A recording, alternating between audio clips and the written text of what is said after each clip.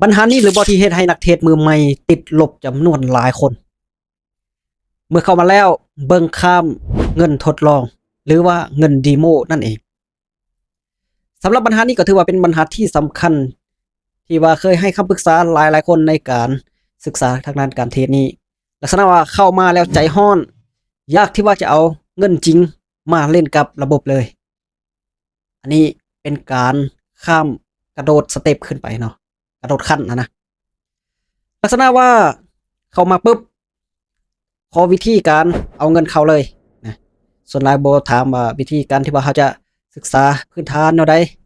จะฝึกซ้อมจากอย่างก่อนอันนี้น้อยคนที่สุดเลยเข้ามาปุ๊บก็อยากใจฮ้อนเลยอยากใส่เงินแท้อย่างเดียวเลยการที่ว่าเงินเดโมนี่เป็นจุดสำคัญอย่างหนึ่งที่เฮ็ดให้เราสามารถ1รู้จักระบบ2รู้จักการวางแผน3รู้จักกลยุทธ์ในการเข้าเทรด4รู้จัก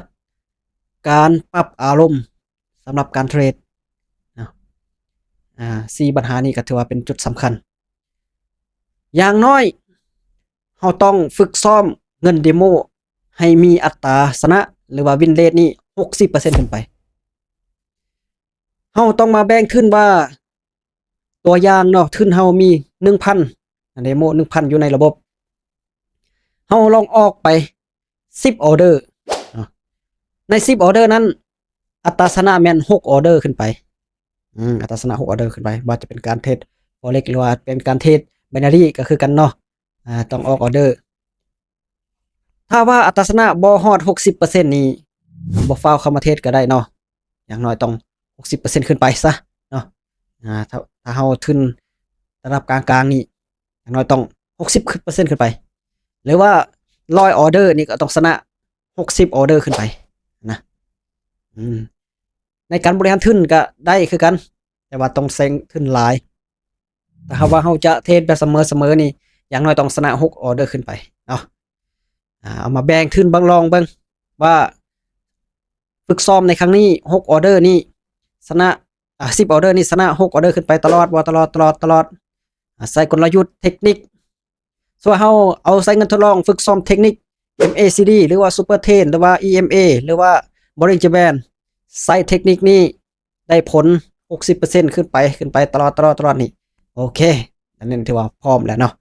พร้อมแล้วที่ว่าจะเอาเงินแท้เข้ามาลองต้องเฮ็ดให้พร้อมก่อนพร้อมทั้งกลยุทธ์เทคนิคการบริหารทุนการบริหารอารมณ์เนาะต้องพร้อมเพราะฉะนั้นเงินดีโมนี่เป็นจุดเล็กๆจุดน้อยๆที่ว่าสำคัญสำหรับนักเทรดมือใหม่ที่จะเข้ามาอย่าลืมฝึกซ้อมเงินเดโมให้มีอัตราชนะอย่างน้อย 60% ขึ้นไปจึงค่อยเทรดเงินจริงจะมีโอกาสสร้างกำไรจุดสำคัญกำไรแล้วอย่าลืมถอนเนาะการถอนสำคัญกว่าการเทรดถ้าบ่เทรดแล้วบ่ถอนอาจจะพอร์ตแตกได้การลงทุนมีความเสี่ยงต้องศึกษาให้ดีก่อนลงทุนนะ